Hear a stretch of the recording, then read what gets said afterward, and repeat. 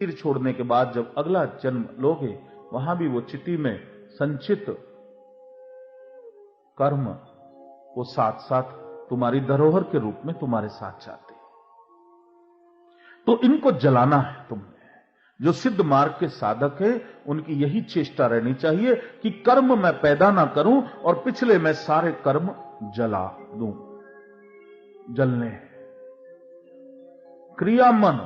क्रियामन मेरे विचार, मेरे मन में उठने वाले विचार, उनको आसानी से तुम रोक सकते हो। यदि तुम निरंतर दृष्टा भाव से अपने विचारों को देखना प्रारंभ कर दो और यह ज्ञान तुम्हें हो जाए कि मेरे मन में जो उठने वाला विचार है, क्या ये संचित कर्म बुरे कर्म पैदा कर रहा है, इंप्रेशंस स्ट्रांग पैदा कर रहा है, तो उसको तुम बदल सकते हो। बेकार की बातों में समय नहीं गंवाना। जैसे उदाहरण के तौर पे एक आदमी बीमार था, महीना पहले बीमार था, बुरी तरह से बीमार था। अब सत्संग में आया, ठीक हो गया। आज मिलने आई दो अम्मा मेरे को।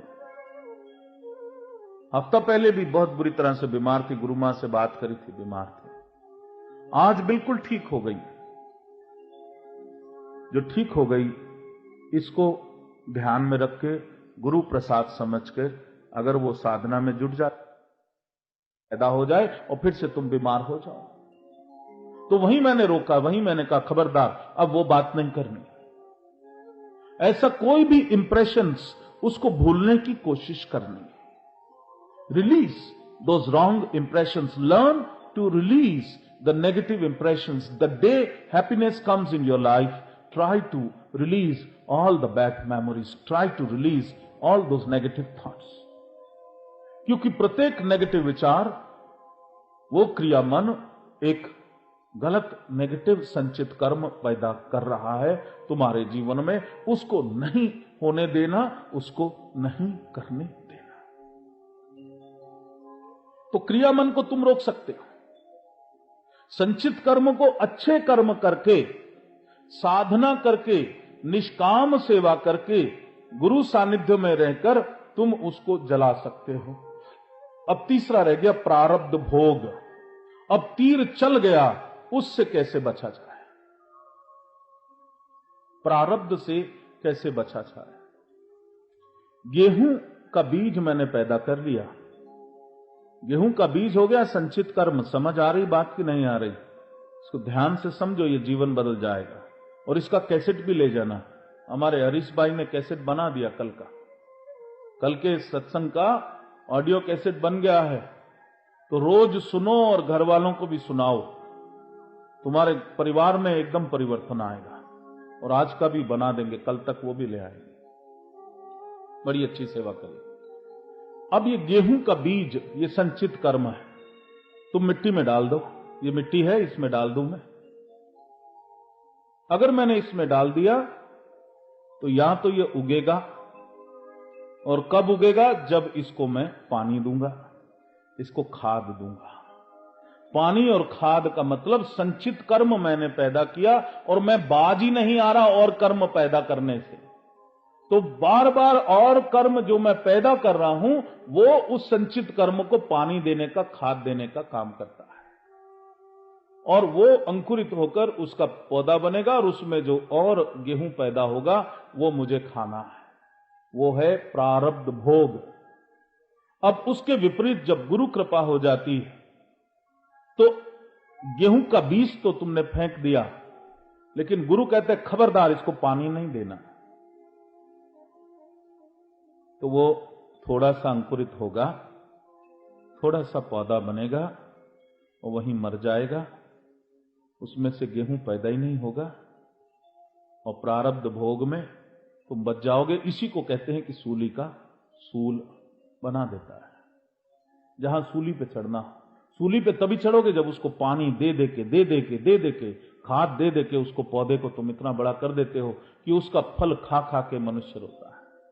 लेकिन यदि तुम उसको अपने कर्मों के जल से नहीं सींचोगे, कर्मों की खाद से नहीं सींचोगे, तो प्रारब्ध भोग में वो अंकुरित तो होगा, लेकिन तुम्हें वो कष्ट नहीं दे पाएगा।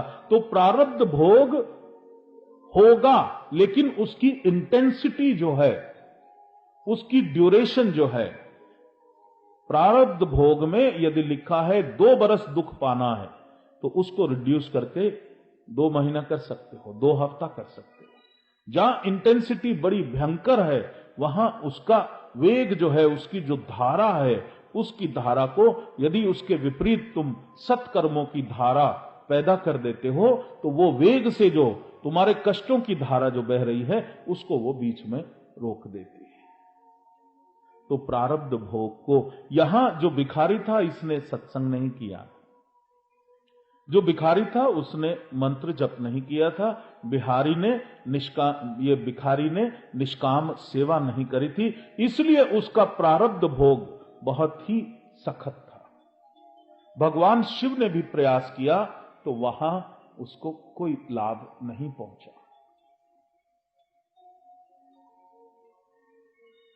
प्रारब्ध भोग को काटने के लिए बार बार फिर बताता हूं, साधना, सिद्ध कुंडलनी योग साधना, मंत्र जप, निष्काम प्रेम से भरी सेवा। एक बुल्ले शाह का रुबाई है, उसको वो कहता था कि चाहे मंदिर मस्जिद तोड़ो, लेकिन किसी का दिल नहीं तोड़ना, क्योंकि इस दिल में दिलबर रहता, दिलबर यानी कि शिव इसके भीतर रहता है। पत्थर के मंदिर बनाते हो, पत्थर के मंदिर में शिव पत्थर का पैदा करते हो, कोई बड़ी बात नहीं तुमने करी। यदि वास्तव में जो मंदिर तुम्हें मिला है, इस मंदिर में तुम उस शिव की स्थापना करो, और प्रत्येक मनुष्य के मन में जो मंदिर है, उसके भीतर जो शिव बैठा है, यदि उसके प्रति तुम नतमस्तक होते हो, तो तुम पर शिव कृपा होनी शुरू हो जाती है। तो पत्थर का सब तोड़ देना, लेकिन किसी का दिल नहीं तोड़ना। अगर पत्थर का तोड़ने की बारी आए और किसी का दिल तोड़ने की बारी आए, तो दिल किसी का नहीं तोड़ना, दिल किसी का नहीं दुखाना, क्योंकि उसमें वो दिलबर, वो शिव साक्षात सजीव बैठा है। उसको तुम तोड़ाते हो और मंदिर में जाके शिव की पूजा करते हो। मुझे नहीं समझ आती, इसलिए मैं कभी भी कोशिश करता हूं कि दिल किसी का ना दुखे। चाहे मुझे तुम सॉफ्ट कहो या कुछ कहो, मैं अपनी मस्ती में मस्त हूं। अवधूत किसी का अहित नहीं कर सकता। यहां तो जीवित करने का चेष्टा करेगा, यहां कष्ट दूर करने की चेष्टा करेगा। हम लोग शिव के अंश हैं, हम तो विष को पीना जानते हैं, किसी का कष्ट है उसको पीना जानते हैं। यहां नीलकंठ में अपना कंठ में उसको स्थापित कर देते हैं, लेकिन जो भीतर विष पी लिया तो किसी और के ऊपर विष छिड़कना नहीं आता। वैसे ही तुम सब बन जाओ। जब तुम ऐसे बन गए तो तुम्हें शिव का सानिध्य पूर्ण रूप से प्राप्त होगा। किसी का दिल कभी नहीं दुखाना। जब कोई दुखी होता है तो उससे भी जो है बहुत बड़े कर्म उत्पन्न होते हैं इस प्रकृति में, और वही कर्म संचित कर्म के रूप में आ जाते हैं। अहंकारी मनुष्य जब अहंकार होता है, तब वो किसी को कुछ समझता ही नहीं और किसी का दिल दुखाने की कोशिश करता है।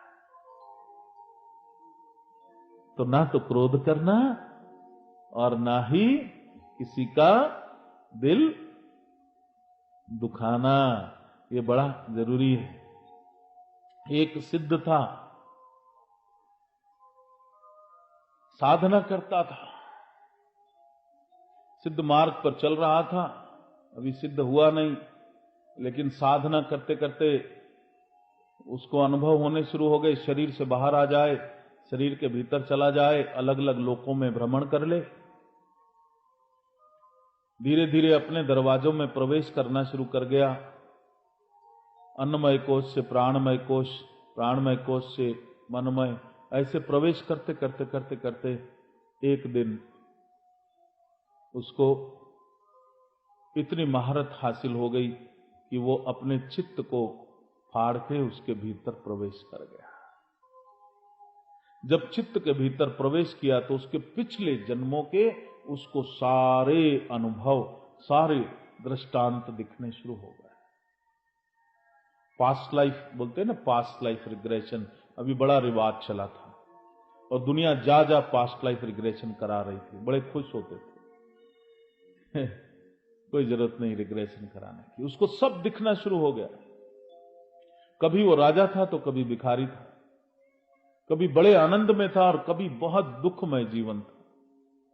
और इतने लाखों कर्म जो प्रारब्ध भोग बनने के लिए तैयार बैठे थे, ऐसे बड़े बड़े हथियार, एटम बॉम्ब उसके चित्त में समेट के, संभाल के उसके मन ने रखे थे, जो उसके ऊपर गिरने वाले थे, कि उनको देखकर घबरा गया कि इतना सारा असला मैंने पैदा किया है, इसको तो 1000 जन्म अगर मैं मिटाता जाऊं तो मेरे से मिटने वाला नहीं, अब मैं क्या करूं। तो सिद्ध मार्ग पे जो चलता है, तो सिद्ध जहां भी कोई आसपास सिद्ध होगा वो अवश्य उसकी सहायता के लिए पहुंच जाएगा। तो एक सिद्ध उसके सूक्ष्म चित्ती में प्रवेश कर गया, उसने उसको प्रणाम किया और बोला, भगवान मुझे रास्ता दिखाओ। मैं तो सोच रहा था कि मैं सिद्ध हो जाऊंगा, शिवत्व को प्राप्त हो जाऊंगा, लेकिन इतना सामान, इतने लाखों जन्मों का कर्म, ये तो कितने जन्म और ले लूंगा तब भी मेरा नहीं कटेगा। मुझे बताओ मैं क्या करूं। एक एक जन्म का दृष्टांत मुझे दिखाई दे रहा है। तो ये सिद्ध उसकी सहायता करने आया। उसने बोला, एक चीज बता तू मेरे को कि ये जो घटनाएं तुझे दिखी, कुछ सुखद घटनाएं थी, कुछ दुखद घटनाएं थी। कौन सी घटना ज्यादा समय तक तेरे चित्त के ऊपर प्रभाव डालती रहे? तुम ही बताओ। जीवन में सुख भी आता है, जीवन में दुख भी आता है। कौन सी घटना तुम्हारे चित्त पे ज्यादा प्रभाव डालती है? बोलो। हाँ? दुख की ज्यादा प्रभाव, ज्यादा लंबे समय तक, और वो जितना प्रभाव डालती है उतना संचित कर्म और पैदा होते रहते हैं। उसके बाद उसने कहा, तू मुझे ये बता कि क्या तुझे याद है कि पहला कर्म तूने कब पैदा किया था? बोला, नहीं भगवान मुझे बिल्कुल याद नहीं। कौन सा कर्म मैंने पहले पैदा किया था मुझे याद नहीं, लेकिन ये घटनाएं देख के मैं घबरा गया। तो सिद्ध ने कहा, देखो जितने भी मनुष्य हैं ये कथा सुनने में बड़ा आनंद लेते हैं। अभी तुम मुझे सुन रहे हो, बड़ा आनंद आ रहा है। और जो साधक आंख बंद करता है तो अंदर के जो दृष्टांत देखता है वो भी कथा सुननी हो गई। तुम कथा सुनने में रस लेना बंद कर दो, साधना में रस लेना शुरू करो। लेकिन तुमने साधना का नाम लेकर अपने अंतर में प्रवेश करके अपने अंतर की कथाएं सुनना तुमने शुरू कर दिया। तुम्हारे जीवन में जो पिछली घटनाएं घटी थी, तुमने उसमें रुचि लेनी शुरू कर दी, जिससे कि तुम्हें इससे कोई लेना देना ही नहीं था। इसको तो तुम छोड़ आए। जैसे आज वो अम्मा आई थी और बोली, मैं 1 हफ्ता पहले शुरू हुई थी, मेरे ऐसा ऐसा कष्ट। मैं बोला, देख रुचि ले रही है, 1 हफ्ते के दुख की कथा सुनाने की रुचि ले रही है। आज जो कष्ट मिटा है उसको सुनाने का इसको कोई मतलब नहीं। और उसी घटना को जब ध्यान में हम जाते हैं तो उसी घटनाओं को, उन्हीं दृष्टांतों को देखते हैं। देखने के बाद बाबा बोलता है कि उसको दृष्टा भाव रखना है। तुम जितने साधक हो उसका दृष्टा भाव रखना है, उसको आनंद लेना नहीं है, उसमें उस कथा को सुनना नहीं है कि क्या घटा था तुम्हारे पिछले जीवन में और क्या घटा था उससे पिछले जीवन में। तो बोला, महाराज ये सब तो ठीक है, लेकिन अब बताओ मैं इनसे कैसे पार पाऊं? बोला, बड़ा सरल है पार पाना, बड़ा सरल है पार पाना। शरणागति, शरणागति तुमको होना पड़ेगा, समर्पण तुमको करना पड़ेगा। समर्पण वही कर पाता है जिसके मन में अहंकार नहीं होता। जिसके मन में अहंकार होता है वो समर्पण नहीं कर पाता। और जो समर्पण करता है वो झुक जाता है, और जो झुक जाता है तो चिति में जितना भी कर्म उसने संचित किए हैं, जब वो गुरु के चरणों में, अपने इष्ट के चरणों में झुकता है, तो वो सारे कर्म वहीं छोड़ देता है। शरणागति इसीलिए कहते होना, इसलिए नहीं कहते कि तुम्हारे गुरु को कोई जरूरत है तुम्हारे शरणागति होने की, इसलिए नहीं कहते कि शिव को आवश्यकता है तुम्हारे शरणागति होने की। तुम्हें ही आवश्यकता है तुम्हारे शरणागति होने की, क्योंकि जैसे ही तुम शरणागति होगे उतना ही ज्यादा तुम झुकोगे, और जितना तुम ज्यादा झुकोगे उतना ही प्रारब्ध भोग के जो संचित कर्म है वो सब खसक कर नीचे चले जाते हैं। शरणागति हो जाओ, पूर्ण समर्पण करो। इसीलिए कहते हैं कि जो भी साधक साधना मार्ग में जाना चाहता है उसका गुरु होना चाहिए। गुरु क्यों होना चाहिए? खुद क्यों नहीं मैं साधना कर लूं? क्योंकि जब जब मैं खुद साधना करूंगा, मुझे जो जो उपलब्धि होगी उस उपलब्धि के साथ मुझे और अहंकार होगा, मैं और तन जाऊंगा, और जितना मैं तनूंगा मुझे मालूम नहीं कि मेरे चित्त में, मेरी चिति में जने कितने लाख करोड़ कर्म हैं, उनको जलाने की मेरे अंदर शक्ति नहीं। और जब गुरु होता है तो ये भाव आता है कि ये मैं नहीं कर रहा, ये वो कर रहा है, उसी की शक्ति करवा रही है, और वास्तव में सिद्ध मार्ग में गुरु की शक्ति करवाती है। और उस समय जब तुम शरणागति होते हो, पूर्ण रूप से सरेंडर करते हो कि आई सरेंडर, तो जो भी कर्म है उसको तुम प्रत्येक बार सरेंडर करते हो तो वो उसके पास छोड़ के आते हो। शरणागति होना शुरू करते हो। गुरु कृपा प्राप्त होनी चाहिए। गुरु तुम्हारा नहीं है, जाओ पहले विधिवत दीक्षा लो। दीक्षा लेने के बाद गुरु से कहो कि मैं जो कुछ भी मेरा है वो मैं तेरे चरणों में समर्पित करता हूं। भोलेनाथ कितने दयालु भगवान हैं। वो बोलते हैं शिवलिंग के ऊपर मुझे मिठाई चढ़ाने की कोई जरूरत नहीं, मुझे अच्छे अच्छे द्रव्य चढ़ाने की कोई जरूरत नहीं, मेरे ऊपर तो धतूरा, जहर, जो भी बेकार की चीजें सब चढ़ा दो, मैं उसी में आनंद में। और भोलेनाथ कहते तू अपने सारे कष्ट मेरी तरफ समर्पित कर दे, मैं आया, मेरे पास मेरा क्या है। यदि मैं कहूं ये तन समर्पित करता हूं, वो भी नहीं कर सकता, क्योंकि तन मेरे माता पिता ने मुझे दिया।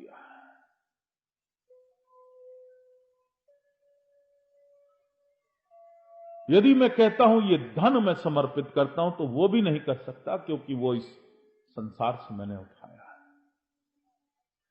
मेरा अपना सिर्फ एक ही चीज है जो कि कई जन्मों से मेरे साथ चली आ रही, शुरू से चली आ रही है, और वो है मेरा कर्म। मैं क्या समर्पित कर सकता हूं गुरु चरणों में, मैं क्या समर्पित कर सकता हूं शिव चरणों में, और वो है मेरे कर्म। अपने कर्मों को जब भी सत्संग में आओ, समर्पण भाव से, ये पूर्ण रूप से मैं समर्पित होता हूं, और मैं और मेरा जो कुछ ये तुम्हें समर्पित किया। सारे कर्म उसी समय वहीं छूट जाते हैं और तुम उन कर्मों से विहीन हो जाते हो।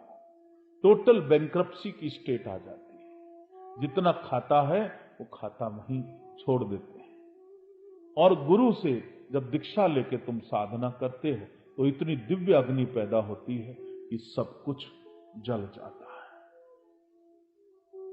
यही उसने किया और वो सिद्धत्व को प्राप्त हुआ। तो क्रिया मन में जो भी विचार आए उसको देखना। विचार ऐसा स्ट्रांग इंप्रेशन वाला ना हो जो संचित कर्म के रूप में ना बैठ जाए, संस्कार के रूप में तुम्हारे मन में ना बैठ जाए। संचित कर्म पैदा नहीं करने, और अगर पैदा कर लिए तो उसी समय उसको नष्ट करने की चेष्टा करनी है। और नष्ट कैसे करना है? निष्काम सेवा से। बड़ी आसान है, मैंने करके दिखाया है। अभी यहां जितनी चप्पल पड़ी है, अगर एक जन उठा के इसको कोने में प्यार से झाड़ पोंछ के लगा देवे तो उसके जने कितने हजार जन्मों के संचित कर्म वहीं जल के भस्म हो जाए। कितना आसान है सेवा करना, कितना आसान है। कोई बेचारा बैठ नहीं पा रहा, उसको लाके तुमने कुर्सी वहां बिठा दी कि आप यहां शांति से बैठ जाओ। निष्काम सेवा करती है। प्रतिदिन अपने से यह बात पूछना तुम कि मैंने आज कितनी निष्काम सेवा करी। निष्काम सेवा बहुत जरूरी है। यही निष्काम सेवा तेरे संचित कर्मों को चलाती है। दुखों में, अपने दुखों में, अपने कष्टों में तो हर कोई रो लेता है, और ऐसा मनुष्य जो ज्यादा रोता है वो ज्यादा तमोगुणी होता है। और तमोगुणी मनुष्य को कष्ट पाना ही है, पाना चाहिए भी। तो रोना बंद कर दो, सेवा करनी शुरू कर दो। Make yourself useful for the society and not make yourself as a disgusting factor. जो लोगों को रोने गाने की आदत है, जहां बैठे वहीं उन्होंने दुख खिलार देना है, वहीं हाय हाय मचा देनी है कि मुझे ये है, मुझे वो है। लानत है ऐसे मनुष्य के, धिक्कार है ऐसे मनुष्य के जीवन के ऊपर। ऐसा मनुष्य तमोगुणी होता है। वो अपने को बेशक कितना ही सतोगुणी कह दे, जो तमोगुण पैदा करता है, जो तमोगुण को जीवन देता है, वो तमोगुणी ही होगा। जिसके अंग से, जिसकी वाणी से, जिसके विचार से तमोगुण निकल रहा है, वो मनुष्य भयंकर तमोगुणी होना ही चाहिए। और जिसको ये आदत है कि वो अपने दुखों का बखान करता है, दुखों का बखान करने से तमोगुण की उत्पत्ति होती है, नेगेटिव एनर्जी की उत्पत्ति होती है, वो मनुष्य तमोगुणी। जो बार बार डिप्रेशन में जाता है, वो मनुष्य भी तमोगुण जब उसमें अधिक हो जाता है, तमोगुण के प्रभाव से ही वो डिप्रेशन में चला जाता है। अधिक तमोगुण डिप्रेशन, अधिक सतोगुण समाधि, विपरीत है दोनों। सतोगुण पैदा करो, अपने भीतर के जितने भी ऐसे संस्कार हैं उन दुखों को निकालने की कोशिश करो। जीवन में जो प्रकाश दिख रहा है उसको पकड़ने की चेष्टा करो। और यदि अंधकार अधिक जीवन में दिख रहा है तो साधना बढ़ा दो। अंधकार को तुम्हारी साधना ही जला सकती है, तुम्हारा तप ही जला सकता है, तुम्हारा निष्काम सेवा ही जला सकती है, और कोई नहीं जला सकता। तो जो आके ये बोलता है कि बाबा जी आपसे 2 बात करनी, बड़ी परेशानी में हूं, तो मैंने भी उनसे 2 बात करनी है कि उस परेशानी को जलाने के लिए एक ही आग है, और वो है तप की अग्नि, वो है निष्काम सेवा की अग्नि, वो है सत्संग की अग्नि। सत्संग का मतलब सत्पुरुष के सामने सत्य वचन बोलना। सत्संग का यह मतलब नहीं कि सत्पुरुष के सामने जाके हाहाकार, चीत्कार और दूसरे मनुष्य के अवगुणों को बखानना शुरू कर देना। ऐसा मनुष्य ज्यादा पाप का अधिकारी होता है कि मंदिर में जाकर भी जो विष्ठा को बिखेरे वो ज्यादा पापी माना जाता है।